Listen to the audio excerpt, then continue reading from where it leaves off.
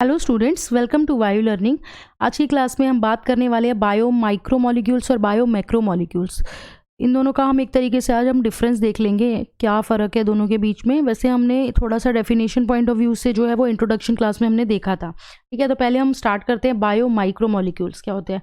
Bio micromolecules क्या होते हैं? जिनका मॉलिक्यूलर वेट जो होता है वो 1000 डाल्टन से कम होता है, यानी लगभग 18 से 800 डाल्टन के बीच में जो है वो इनका मॉलिक्यूलर वेट रहता है।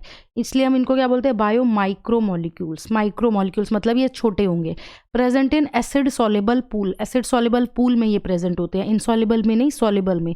ये कैसे होते हैं? स्मॉल होते हैं और इनका स्ट्रक्चर कैसा होता है? सिंपल। स्मॉल है और सिंपल है। एग्जाम्पल अमीनो एसिड हो गए, न्यूक्लियोटाइड्स हो गए, सिंपल शुगर जैसे मोनोसेक्राइड्स वगैरह, ये सब क्या है? Bio micromolecules. नेक्स्ट जो है वो है बायो मैक्रोमोलिक्यूल्स। ठीक है, जो पॉइंट्स बायो माइक्रोमोलिक्यूल्स के थे उसके जस्ट अपोजिट पॉइंट किसके होंगे? बायो मैक्रोमोलिक्यूल्स में। तो ये क्या है? इनका मॉलिक्यूलर वेट जो होता है वो कितने रेंज में होगा? 10,000 डाल्टन और उसके ज़्यादा होगा। ठीक है, इतना इनका मॉलिक्यूलर वेट होगा। अब ये किस में हमें देखने को मिलते हैं? ये एसिड इनसॉल्युबल फ्रैक्शन में देखने को मिलते हैं।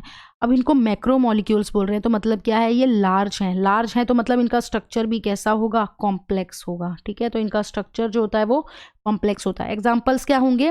प्रोटीन्स, न्यूक्लिक एसिड, पॉलीसेक्राइड्स और लिपिड्स। अब यहाँ पर लिपिड्स के बारे में अगर हम बात करें तो इनका मॉलिक्यूलर वेट जो होता है वो 800 डाल्टन के अंदर ही रहता है, उससे ज़्यादा नहीं होता।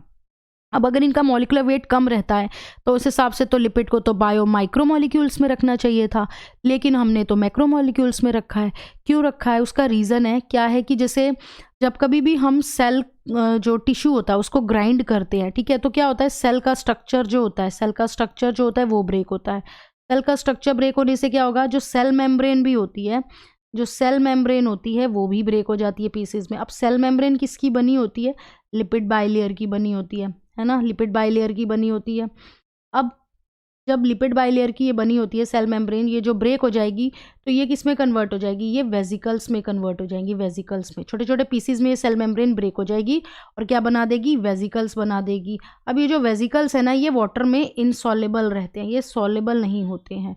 ठीक है, इस वजह से ये हमें एसिड इनसॉल्युबल फ्रैक्शन में और पूल में देखने को मिलते हैं।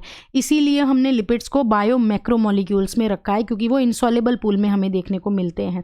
ठीक है, बट हम ये बोल सकते हैं कि लिपिड्स जो है वो स्ट्रिक्टली बायो मैक्रोमोलिक्यूल्स नहीं है। ठीक है, क्योंकि उनका जो मॉलिक्यूलर वेट है वो कम है, इस वजह से। तो ये था आज की क्लास का छोटा सा टॉपिक, जिसमें हमने एक तरीके से डिफरेंस देखा है बायो माइक्रोमोलिक्यूल्स और बायो मैक्रोमोलिक्यूल्स में।